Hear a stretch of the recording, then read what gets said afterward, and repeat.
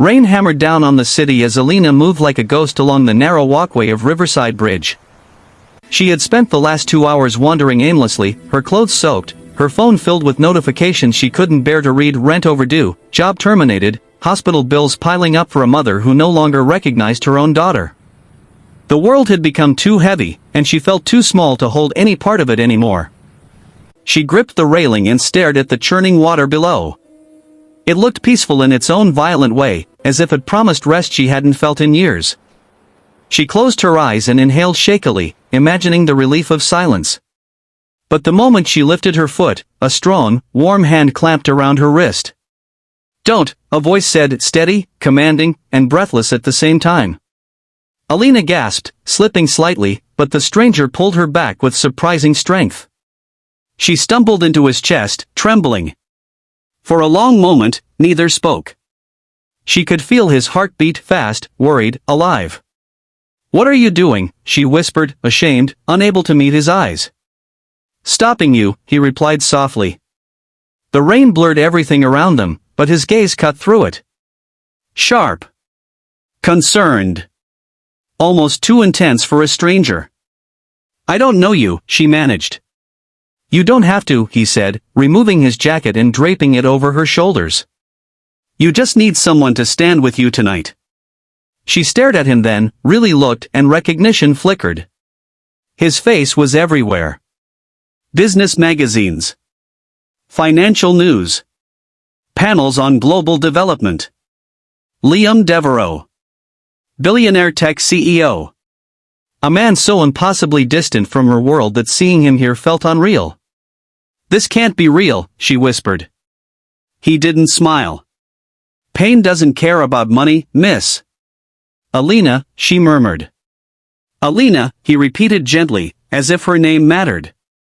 "Come on. Let's get out of the rain." She hesitated, but something in his voice, firm yet warm, made her follow. He led her to his car, a sleek black vehicle she didn't even recognize the model of. The driver looked startled when he saw her, drenched in trembling, but Liam only said, "Hot tea in a thermos." Now. Inside the warm car, Alina felt herself unraveling. He didn't ask why she was on the bridge. He didn't ask what led her there.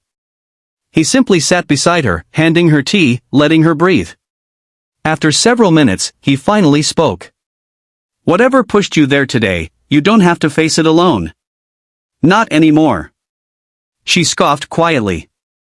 "Why would you care about someone like me?" His expression shifted: pain, memory, something deep. "Because once," he said, barely above a whisper, "I was on that same bridge." Alina's breath caught in her throat. He didn't elaborate, and she didn't push. But in that moment, the impossible distance between their worlds began to shrink. Outside, the rain eased. Inside, two broken pieces of two very different lives began fitting together in a way neither expected. Chapter 2. The days after the bridge felt surreal. Alina woke up in a guest room bigger than her entire apartment, in a mansion that felt like stepping into a different reality. Liam had sent people to bring her essentials, clothes, toiletries, even groceries to make the food she loved, without asking anything from her. At first, she resisted the kindness. Her pride fought with the overwhelming feeling of safety. But Liam didn't pressure her. He simply checked in each morning, his voice soft, eyes gentle, making sure she had eaten, slept, talked when she wanted to, and stayed quiet when she didn't. One morning, she found him in the garden, sleeves rolled up, hands dirty from planting new saplings. Not at all the billionaire image she expected. "You garden?" she asked shyly. He smiled faintly. "It keeps me grounded. Reminds me things grow slowly, but they grow." Something in her chest tightened. Slowly, they began talking more. She told him about her mother's illness, about losing her job, about how every responsibility piled on until she couldn't breathe anymore.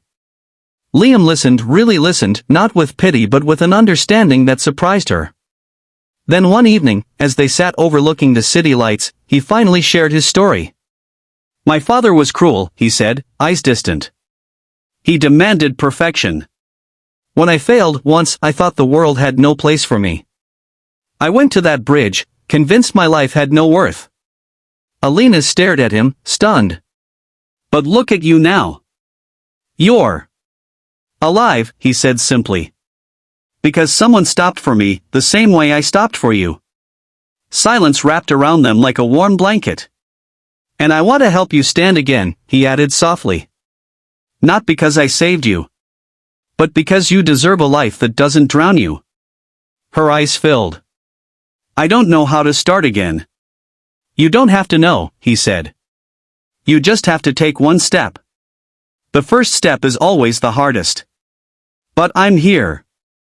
You're not doing it alone. And somehow, she believed him. Over the next weeks, Liam helped her rebuild. He connected her with mental health support, helped arrange better care for her mother, and found her a job at one of his foundation programs, not out of charity, but because he saw her potential, her strength, her heart. She worked hard, rediscovered laughter, rediscovered hope. And slowly, her world began to shift from survival to living. One evening, months later, Alina returned to the bridge, not to fall, but to stand beside Liam as the sunset washed the river in gold. She whispered, I thought this place would always haunt me. No, he said quietly. It's where your new life began. She looked at him, not as the stranger who saved her, not as the billionaire whose world she never thought she'd fit into, but as the anchor who helped her find her way back to herself. Thank you, she said, voice trembling. For what? He asked gently. For holding on to me, she whispered, when I couldn't hold on to myself. He smiled softly, the kind of smile that said everything without a single word. And with the wind brushing past them, the river flowing beneath them, and a future stretched wide open before them, Alina realized she hadn't just been saved, she had been found. An act of a stranger had become the beginning of everything she thought she'd lost. And for the first time in a long time, she felt alive.